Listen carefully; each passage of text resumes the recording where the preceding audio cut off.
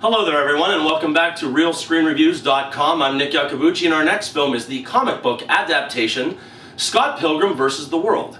This movie opened on Friday, August 13th, 2010, and it stars Michael Cera, Mary Elizabeth Winstead, Chris Evans, Kieran Culkin, and Anna Kendrick.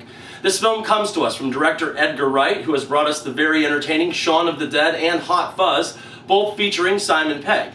This time out, he challenges himself with a teen story featuring video game action, special effects, and comic book storytelling.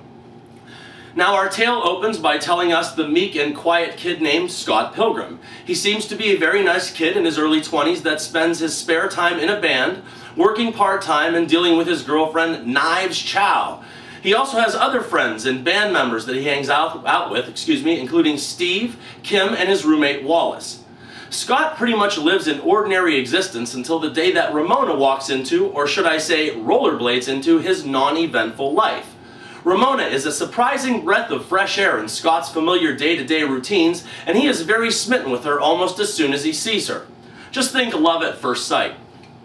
Scott then must go through the trivialness of trying to balance both Ramona and Knives in his life, all the while doing his best to keep in line with his responsibilities to his bandmates and their quest for the, of course, Battle of the Bands Championship.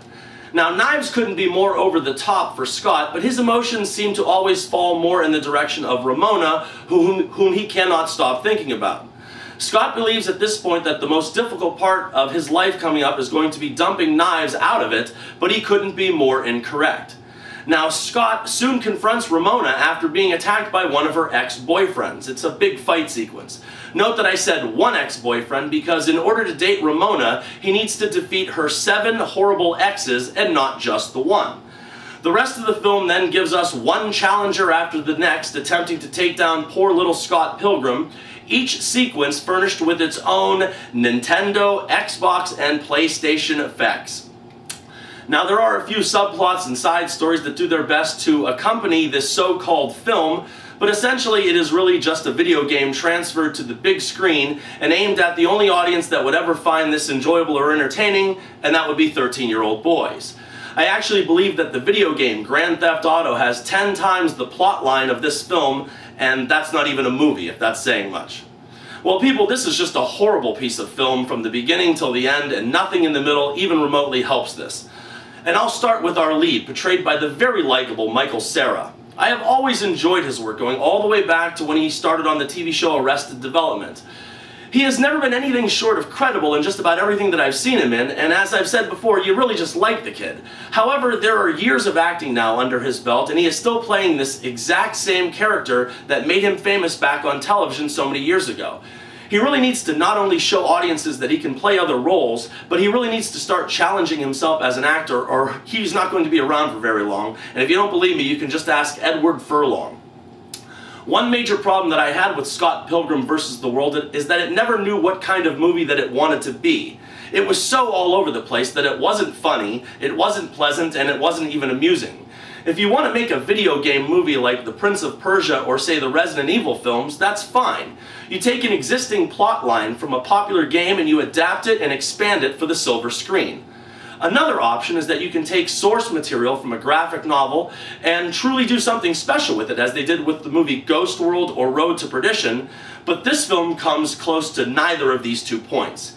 It attempts to give this real-world setting, infuse it with shots of nothing but pure video game fantasy, and that leaves us with one unentertaining concept that lasts almost 2 hours. This film is a big mess that makes no sense at all, even as it plays out, and the biggest issue that I have with this project on a whole is that Scott and Ramona don't even make a very good couple. They never, ever seem to be at ease with each other this entire running time of this film, and as I watched this movie, it just seemed to me that Ramona was just doing this kid a favor by hanging out with him in the first place.